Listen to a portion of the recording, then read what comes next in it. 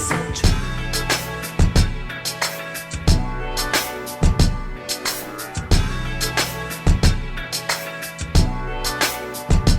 Welcome back to Little Big Circle, where we're little in size and big in conversation. And I am your host, Peggy, and I'm Judea, co-host. So, go ahead. Oh no, go ahead. Sorry.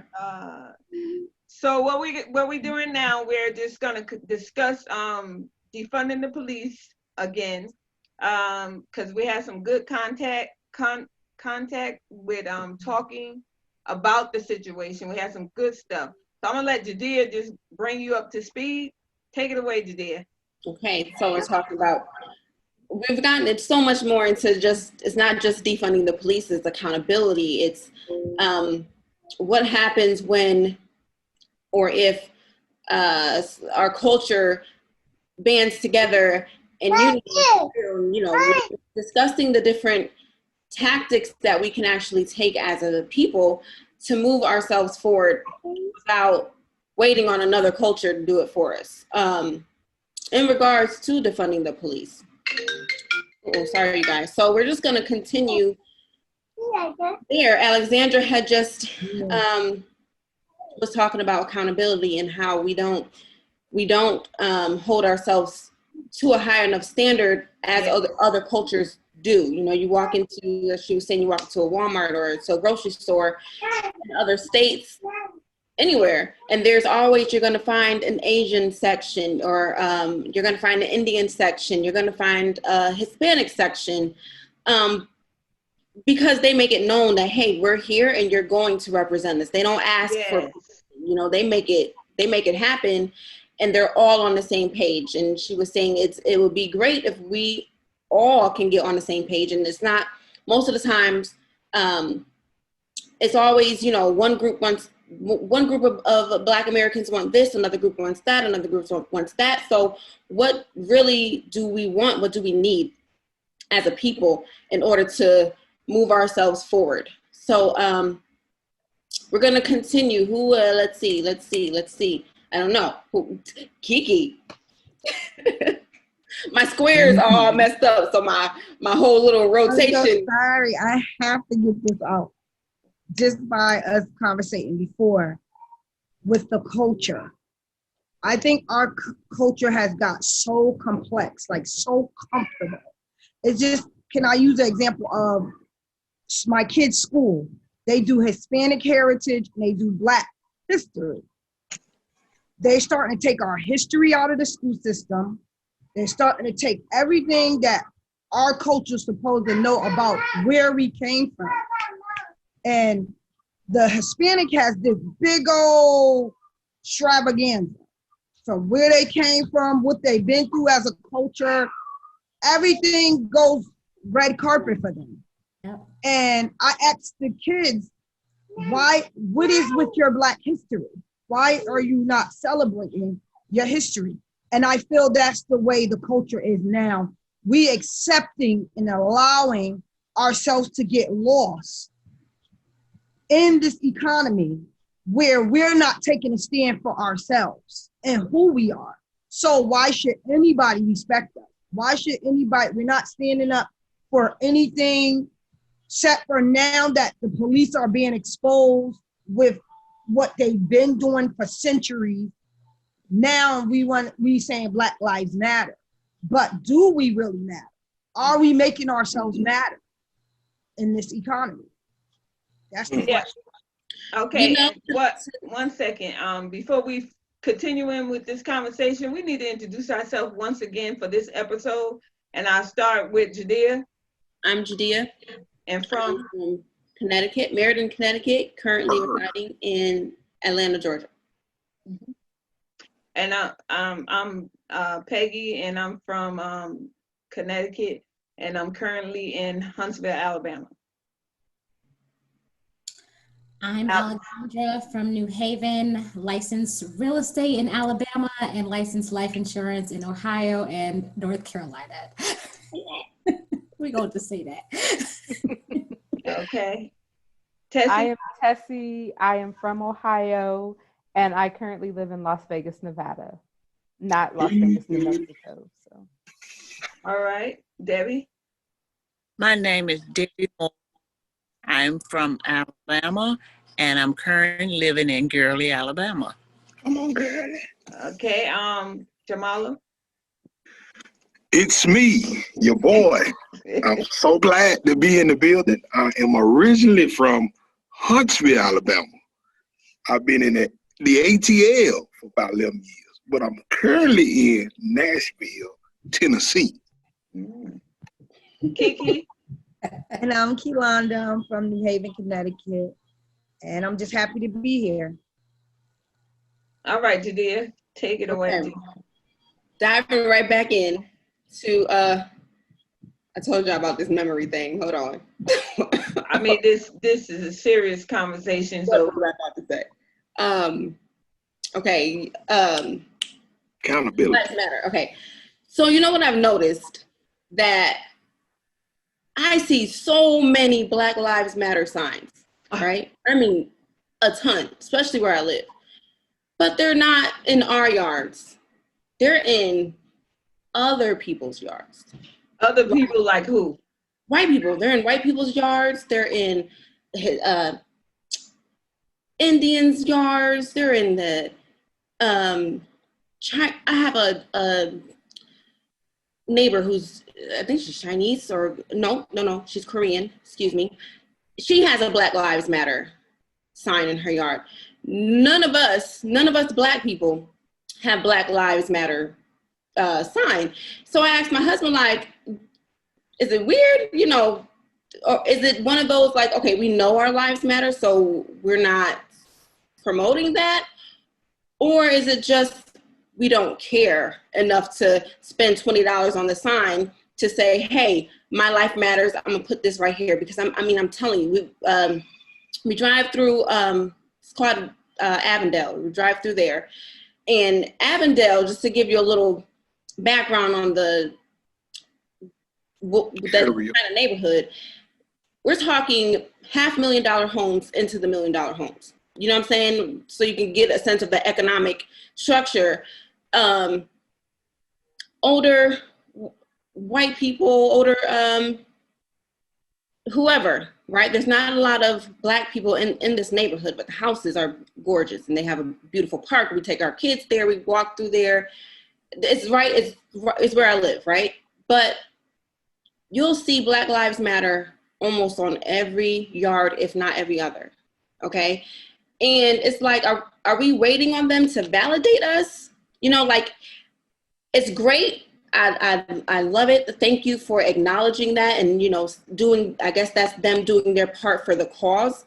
But what about us? What about us standing for our own lives, you know, and saying, hey, yes, our life does matter.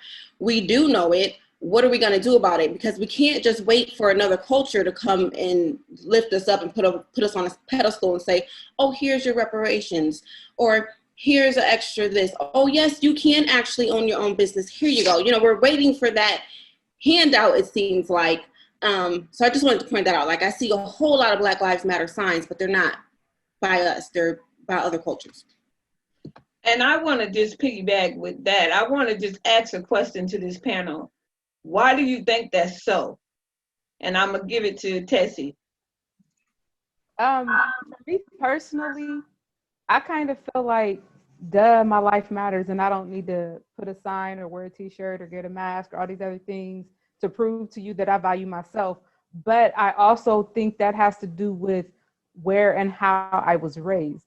I was not raised around a whole lot of violence and everything. And I had, like, as an adult, I can look back and say I had access to libraries and education, and I had parents who wanted me to be informed. But also, I think a lot of what people expect from us, like, I say, how can you expect for someone to carry this sense of community when they don't even have a sense of family because of the lies and the secrets that surround who they are as a person? And when you look at how many people who grow up in Black homes, and they grow up and find out that their aunt is really not their aunt, it's their cousin, because it's the daughter that from one of their actual aunts who was raised by the grandparents, and there's all these secrets and there's all these lies. And if you go out to the community and tell the neighbors' kids to behave, then they might tell your kid, oh, well, you know, that's not your dad. And so that keeps silence. And it's just the secrets and the lies and the trying to, I don't want you to see this bad part of me, instead of saying, let's rip the Band-Aid off, I'm expose myself, we got to get this community uplifted. I'm willing to uplift the community, but not at the cost of making my truths by everyone else. Okay. That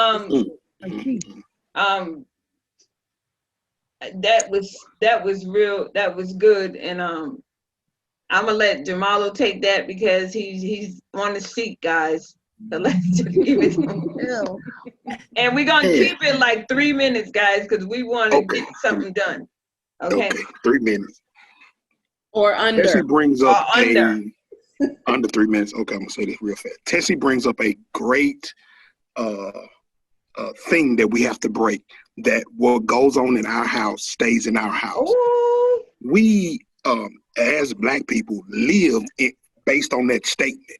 So when you start to break in that cycle and come into a place of transparency and saying, here I am, this is me. To flip back, the level of accountability that we have to have is we got to pretty much dumb down our pride, let the pride go, and be able to be mentored by somebody.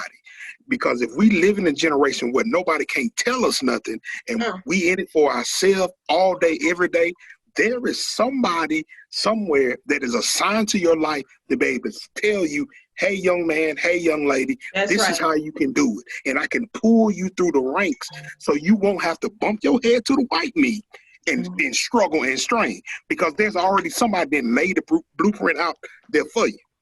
I think I was in 3 minutes. Okay, and okay, Debbie, you have something to say, and then I want to ask a really important question after Debbie speak on this topic. Go ahead, Debbie. Well, I live in a country area, and I don't see no signs nowhere saying Black Lives Matter. So I think out here where I live out here in the country, they're not taking it seriously. That Black lives. Right. Okay. How about okay, Kiki. What's the makeup of your neighborhood? Is it all Black? It's mostly it's a mixture. Okay. But its majority is white peoples. Okay. Okay. But they really don't take it serious at all. I don't care. I don't see them wearing t-shirts, and they just go on like, hey, they act like it doesn't matter. Even the police is around. They don't even, they the same. They kind of like harass you, and they just here where I live, and like I said, it doesn't matter. When you say it doesn't matter, are you saying that Black people saying it doesn't matter, or the white people saying it doesn't matter? Well, I don't both. I don't see no sign. Nobody. I don't even see Blacks even got the sign saying Black Lives Matter. So I really here where I live, I just don't think they really take it seriously. I really don't. Okay, Kiki. I just want to say quick 2 things to Tessie and I forgot. Jamala. Dallas. First, when she said the statement of she didn't feel she needed to have a sign because she felt her lives matter. And I just wanted to say, if you go back in the day with Martin Luther King and all of those marches, the signs mattered. And what they was promoting and what they was fighting for, it did matter. And it wasn't just for them. It was for all of our Black culture, even to make a change in our economy with the Blacks and whites, as Martin Luther King preached before he passed away. And to what Dallas was saying was to piggyback off what he was saying, where when you humble yourself and realize who you are and how it do affect. If I pull Peggy and I pull Juice and I pull Techie and I pull Jamal and we all come together, we make a mighty fist. Yeah. And we do empower. We do have a voice. We do make a change. And I just feel like how the woman from Alabama said, there's no sign. So everybody just saying, hey, it is what it is. But if we did have those signs and if we did stand up and show our power as a unity, it does make a change, as we've seen back in the 60s, 50s, and 60s when the family still had secrets. They still had things going on worse than now. Uncles was laying with nieces and all that. But they still walked that walk for us to get on that bus. They still walked that walk for us to be able to sit down and eat dinner in the restaurant. So now, who fighting for us now? This is where we have to find the people now. That's all I just wanted to add to that perspective. Yeah, and this is why Little Big Circle is so important to me and to Judea. This platform right here, because it's very much important. It's so important to what we as a panel is trying to get out. We're going to get it out. We're going to do what we have to do for people to hear our voices. Okay? This is what this Little Big Circle is about. But I really want to ask a question to the mothers of children. Did we have that talk when the police pulled them over? Did we have that talk, and what did we talk about in 2 minutes? Okay? I'm gonna go with Debbie. What do you tell your child about the police when they pull you over, when they pull them over? Okay. Well, I always try to tell my kids to do what they say. Don't make a wrong move, because they look at as a black teenager and the way they dress and all, and they look at them different. And so you can make the one move, and the next thing you know, they got a gun right at your head. So I try to teach them, always respect them, do what they said. Don't argue with them, because because they so trickle, ready to pull the trigger so quick. Yeah. So I try to tell them, obey the law, do as they say. Don't mouth battle them or nothing, because you never know. You just never know now. Okay, Tessie. I tell my sons pray and it's so hard. Like my 11-year-old here, his brother in Ohio got a job and he's concerned that he's going to get shot walking home from work if he wears a hoodie. And what do you say to that? Except for we just have to pray about it and be careful, because when you're hearing stories of everybody doing the right thing and not arguing and following directions and all of those things and still being shot by the police when they're doing nothing, it's just really hard and it's very scary. And my nerves are consistently bad. And I worry for my sons and my brothers and just Black men in general all day, every day. Kiki? I just tell my kids, especially my son, because my son looks older than he is, that humility comes a long way, and humility comes before honor. So just stay humble and do what you got to do to leave that situation, because you don't want it to cost your life or pay a price that I could never see you again. So I just tell them, stay humble, be respectable, and just do whatever you need to do just to come out of that situation. Alex? I don't have any drivers yet, but my daughter has a lot of views on politics, partly because I've always, voiced, just how the world is ran. I don't know. I teach a completely different, story in my house. I arm her with real facts, so she knows, the reasons why, that way she can avoid it a little bit more. I'm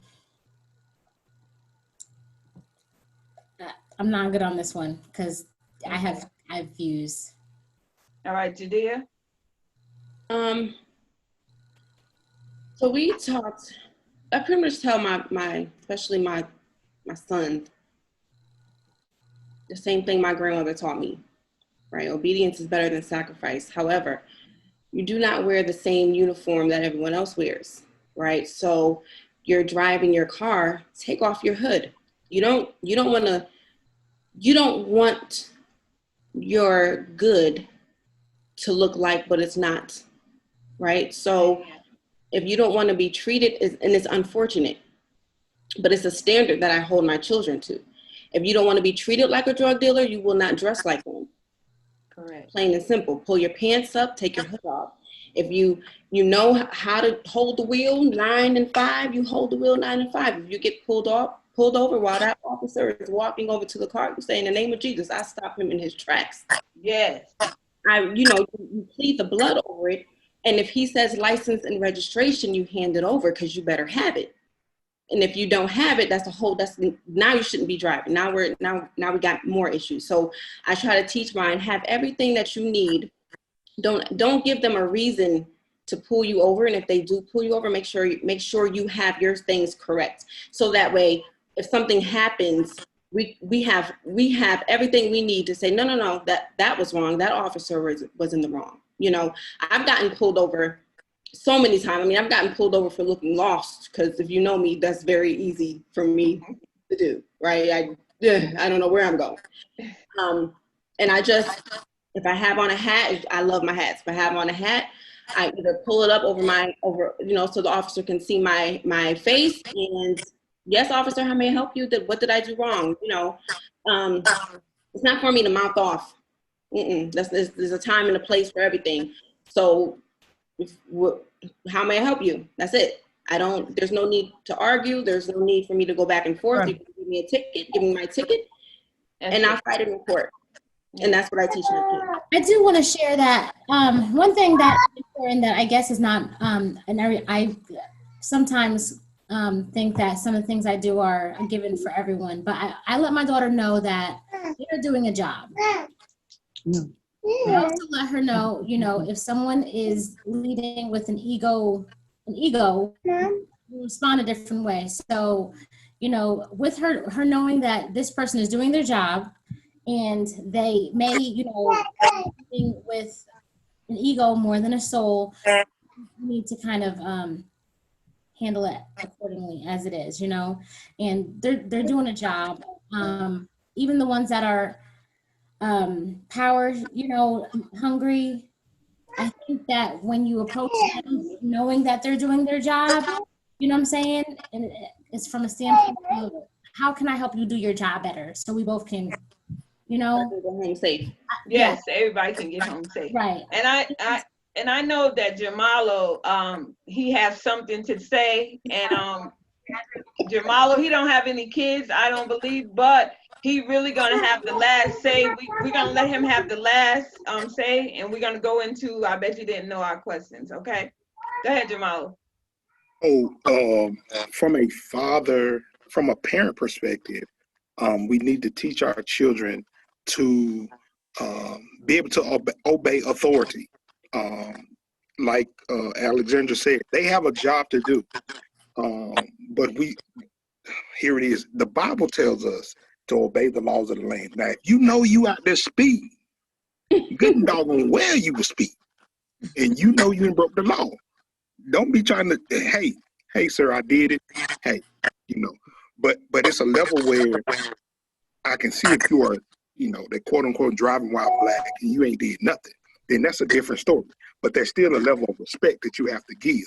And even being a youth pastor, just being in that arena, being around children, I tell them to respect the officers. When we're at school and we have our school resource officers, the school resource officers come in, they talk to the children, so that they it's a level playing field. So they'll know that you have some good cops out here that are in your corner.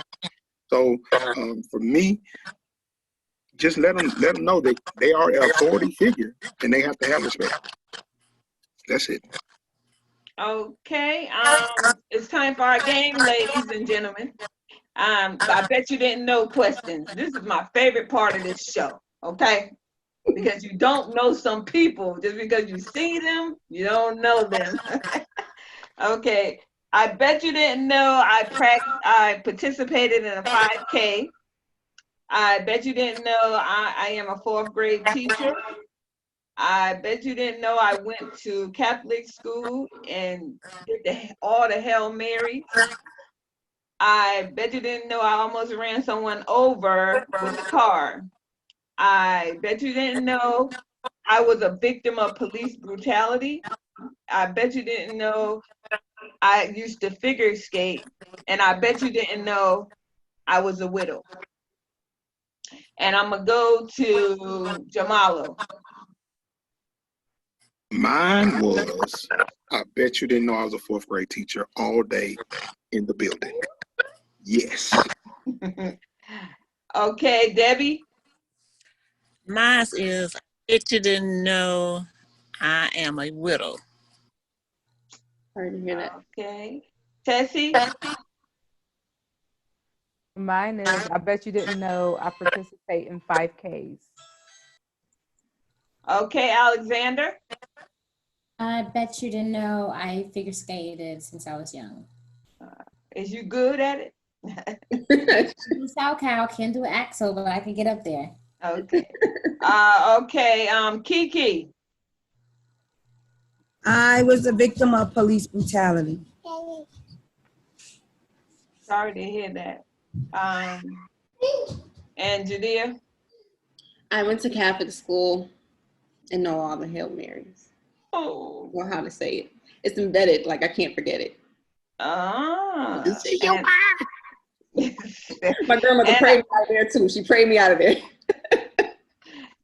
And of course, I was the one who tried to run somebody over. They was ready to fight my sister. So you're gonna get out the way. Okay. So I really appreciate this panel. I'm gonna have to bring you back. This is the end of our series for our first series episode. And I'm gonna let Jadea give our last remarks. Thank you guys. Again, you guys know how much I just love having you guys on. So thank you. I don't know, it's been amazing. Our next season is going to be even better. So be prepared to be on all the time because we're turn it up a notch. Turn it up. Yes, this was just a taste. This is us getting our little feet wet. So thank you guys so much. And when we do release the first one, you guys will be the first to know. And I hope everyone shares it, and we can go play. Yeah, we can get our culture moving in the way it needs to go. For sure. And I thank you guys all for sharing. Thank you so much for sharing parts of your life with us too. That's awesome. Yes. And I hate to leave you, but I really must go. Good night, sweetheart. Good night. You better sing, Miss Peggy. He's so